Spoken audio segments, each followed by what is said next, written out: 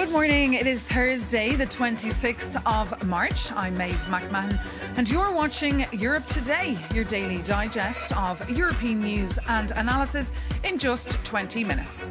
Coming up, with wars ongoing in Ukraine and the Middle East, G7 foreign ministers are meeting for crisis talks today and tomorrow in France. We'll look at what is uniting and dividing them. And ahead of imminent parliamentary elections, Hungary is making headlines over an alleged breach of EU trust. We'll hear from the former European Commission boss, José Manuel Barroso. But first, Iran has rejected a US-backed 15-point ceasefire plan, even though President Trump insists they want a deal, quote, badly.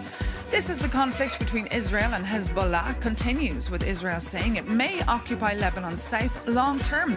The European Union has sent 100 million in humanitarian aid to Lebanon and is mobilising a further 1 billion to meet needs on the ground. For more, we can head straight over to Sur in Arabic. That's a city in southern Lebanon, and bring in Euronews correspondent Iqbal Zain. Good morning, Iqbal. Thank you so much for joining us this morning on the programme. Just first, describe the situation there and tell us how people are holding up. Good morning, Maeve. So people are exhausted and somehow feeling isolated, especially after the Israeli army targeted key bridges linking south areas to north areas of the Litani River. Now movement have become very much difficult. Most people that stayed here in Sur said they stayed because they have no other choice, because at the beginning of the war, the Lebanese government didn't provide any adequate facilities and any adequate shelters. And also rent prices in relatively safer areas have surged far beyond a normal Lebanese citizen can afford. What I can say right now is that daily life have almost collapsed.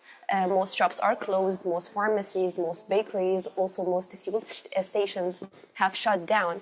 And people fear that in the coming few days, we might suffer from a fuel shortage and food shortage.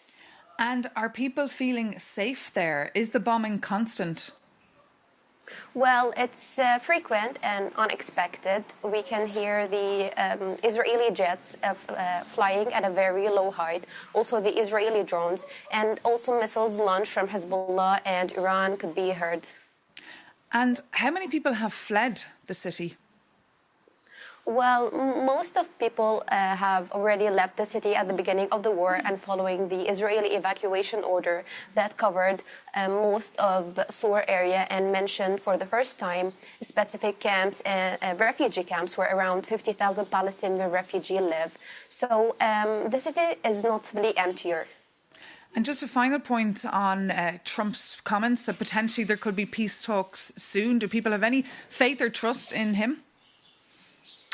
Well, I think not, because people don't rely much on Trump's statement, because the U.S. president is very much unpredictable. And also the Israeli talked about expanding a potential buffer zone till it reaches Litani have raised real concerns here. OK, Iqbal Zain, thank you so much for that live update there from southern Lebanon, from Sur. Now, meanwhile, back here in Brussels, there is discomfort over reports the Hungarian foreign minister and the Hungarian government have allegedly been informing Russian authorities about the content of private EU meetings. Euronews' Maria Tadeo sat down with the former president of the European Commission, José Manuel Barroso, and asked him what exactly he thought about these allegations. These news are indeed very disturbing and greatly concerning, because the European Union, it's made on trust. Yes. Trust among the member states. So, in fact, as you mentioned, I was leading many European Union meetings, and of course with Hungary and with others. I respect all countries, but sometimes there are governments that do not respect some fundamental principles, including this principle that is not a vague principle. It's, in fact, a principle that is in the treaties, in the Lisbon Treaty, Article 4, number 3. It's the duty of sincere cooperation among member states. So if one country is now briefing or debriefing other countries on very sensitive matters, and other countries, in this case Russia, being today a clear opponent, not to say an enemy, of the European Union. So, of course, it is greatly concerning.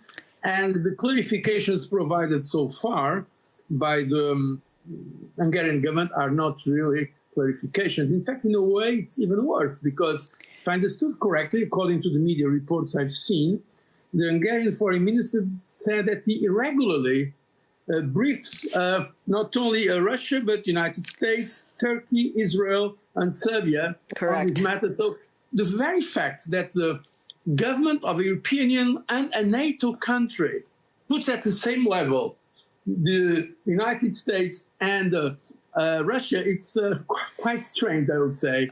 And I think it raises very important matters of loyalty among member states. But the question, sir, and obviously you know the treaties very well, is what can the EU do about this? Because the feeling that we get in Brussels is that there are no tools to counter this. No, there are tools. But first of all, I think I always thought this is basically political. So, and there are ways of the European countries in the European institutions to show their concerns and also somehow politically to act on this matter. So it means that tomorrow, if Hungary makes the point, or any country says, we are a sovereign country, we can do this on our own. Yes, they are sovereign. But one thing they should understand is that the others are also sovereign. So the others can also meet without Hungary. So what does that mean? It means that tomorrow, for sensitive matters, there is nothing in the treaties that makes it impossible the other 27, or in this case, the other 26 or 25, depending on those countries who break the rules, not to be in the same room with the others.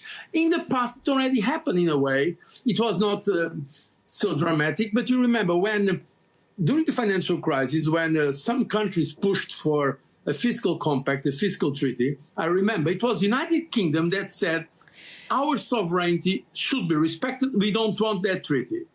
And at that time, other countries said, look, you have your own sovereignty, but if you don't have that treaty, okay, we don't do it with European as such, but we do it ourselves. There are very clear, besides the legal matters, because from a legal point of view, the European Union can launch infringements if there is a violation of Article 4 of the Lisbon Treaty. But beyond the legal measures, I think it's even more effectively, politically, we can always show to a country that behaves like that, not respecting the basic principles of decency, that the countries can move on politically as well. So, Mr. Barroso, because this is very important, as your advice for the head of the Commission, von der Leyen, for Kaja Kallas, the capitals right now, is not to wait for the clarification or the legal assessment, but to simply cut them out. Don't invite them into meetings. No, I did not say that. No. What I said, and by the way, not just to the president, basically this is for the president of the European Council. This is not for the European Commission as such, because it's a matter of breaking the confidence between the countries themselves. And it is, in fact, leaking information about the European Council. So what I think, first of all, they should clarify. If the clarification is not sufficient, I think in some matters, the president of the European Council can perfectly say, now we are going to meet without Hungary. It's very important that we have in Hungary and in all member states, countries and governments that respect the basic principles of decent behavior and trust. And if they don't, they should. There should be a reaction of the other countries and European institutions. When you look at the European leadership now, you talk about the different voices and the different sensitivities. Who is best representing the interests of the European Union on the global stage? I know there is always that debate in Europe about a kind of a face or a... Yes. And I believe that's not the right approach to European leadership. The question that we have to ask ourselves, are we in Europe in favor of having someone in Brussels signing executive orders like the US president? No, we don't have. The Commission is doing its job, the President of the European Council is doing its job, and the governments, namely the governments of the most influential countries, are trying to do their job. So it's, by definition, European leadership is more institutional based than personal based, which is not necessarily bad, you see. And I think it's, with that experience of 22 years in the European Union decision-making, I tell you, we are not going to get in the future, in the foreseeable future, one voice, one face, one leader. And although very often I said, I would like to have, because it will be quicker, it will be more decisive, the reality is that there are also some advantages in avoiding a centralized, completely centralized leadership because sometimes we have seen other parts of the world, it does not work better because they are only one. José Manuel Barroso there speaking to our Maria Tadeo. Now, apart from that diplomatic scandal, Hungary is also being criticised for blocking a €90 billion loan to Ukraine over the Druzhba pipeline spat. This was, of course, a major theme of a recent summit here in Brussels. To find out if there's been any movement here, we can now turn to our Ukraine correspondent, Sasha Vakalina. Good morning, Sasha. So what are Ukraine's options now? Well, Ukraine publicly has been stating that it has full trust in the European Union and the President of the European Commission and the President of the European Council, who have insisted that the EU will find a way of unblocking those 90 billion loan to Ukraine. But at the same time, Kyiv is running out of money and needs this financial support really urgently, and it is looking at other possible partners. With the escalation in the Middle East, those partners could be indeed in the Middle East and in the Gulf regions, among the countries who have officially requested Ukraine's help and expertise in countering Iranian drones. And President Zelensky did admit it, saying that Ukraine is looking for other partners elsewhere away from Europe. Let's take a listen. Ukraine offers a mutually beneficial partnership. We can strengthen those who can strengthen us. We can see that we are being blocked in Europe, and as long as the risk remains, we need to look for further opportunities to strengthen our position. The Middle East and the Gulf region represent, in our view, the right direction to take and offer significant opportunities to strengthen our position.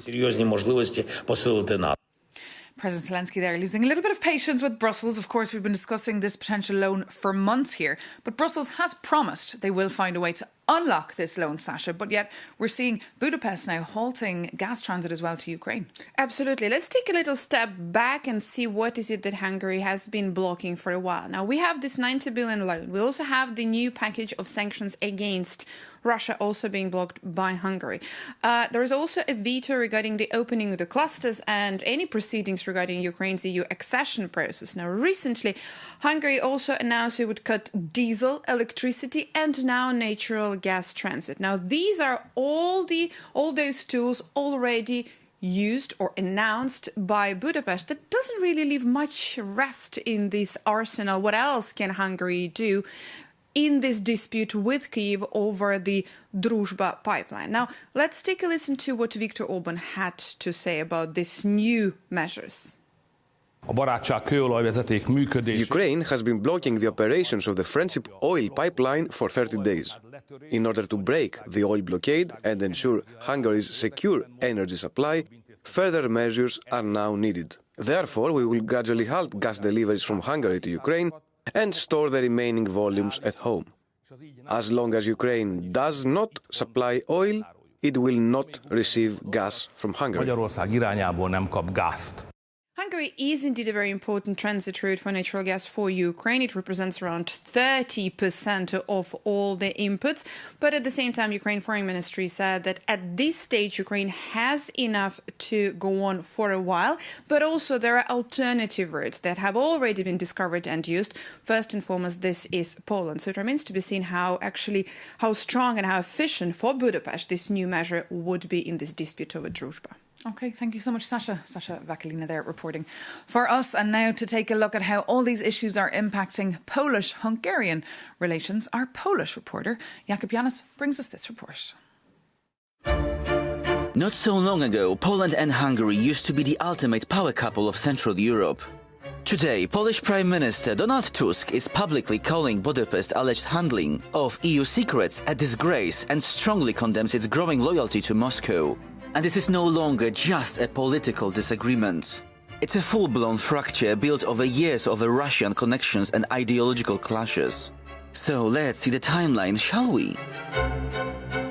Under Polish previous Law and Justice government, Warsaw and Budapest were inseparable, shielding each other from the EU's penalties.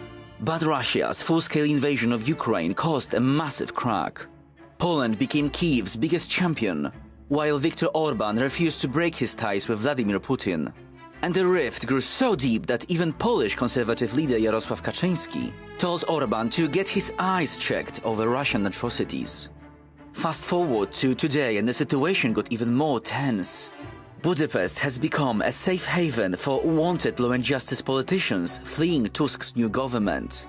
And former Polish Justice Minister Zbigniew Ziobro is currently hiding in Hungary, evading criminal charges of corruption and abuse of power.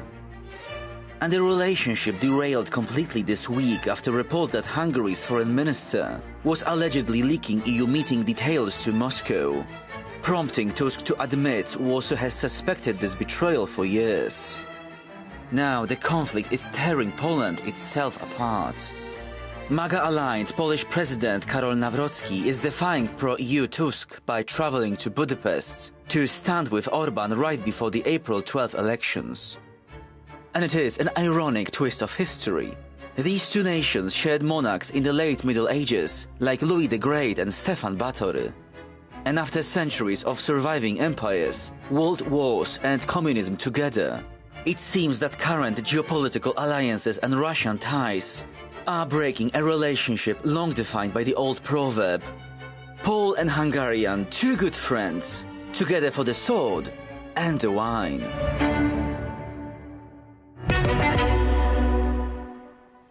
Jakub Janis reporting for us there. Now, moving on, foreign ministers of the G7, so the group of seven that includes Canada, France, Germany, Italy, Japan, the UK, the US and the European Union, are gathering in an abbey today and tomorrow near Paris. On their agenda, the ongoing wars in the Middle East and Ukraine, a global energy crisis and a choked Strait of Hormuz. For more on what we should expect, I'm joined here in the studio by Euronews' correspondent, Maya Delabum. So quite a context here that they're gathering in. What should we expect? Yes, as you said, the foreign affairs ministers of the G7 are gathering near Paris to talk about the most pressing issues. We know what these issues are, mainly Iran, but also how to enhance support for Ukraine. So this comes at a very sensitive time, as you know. We have conflicting reports now on whether America is really talking to Iranians, if there is a peace plan going on right now. Clearly, on Ukraine, the other issue is how to talk about Ukraine when this issue has been really overshadowed by Iran in the past week. So how to put back Iran on the agenda, Ukraine on the agenda, and how to enhance support. And this will be very interesting for the G7, for Europeans in the G7 to talk to Rubio about this, to have a first, account of what is happening in Iran and with Ukraine. Well, they're hoping they'll get more information on this peace plan, this potential peace plan. Yes, so we talk about a potential peace plan, but nothing is very certain. Nothing is really confirmed. On the one side, you have, ongoing talks between Americans and Iranians, and Pakistan is being the country brokering these negotiations. We hear about a 15-point peace plan there, but nothing is confirmed. And on the other side, you have ongoing strikes in Iran, and you have an announcement from the Pentagon saying that they will send 2,000 airborne troops. So, the war is still there, and on the other side, there are talks of peace.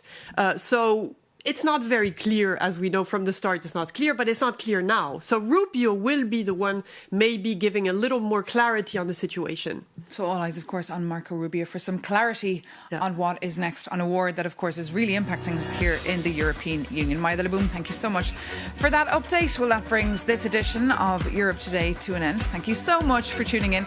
As always, stay with us here, though, on Euronews to catch a fresh, very fiery edition of The Ring, our weekly debating show that comes to you from the European Parliament here in Brussels. Thanks again for watching. Take care and see you soon on Euronews.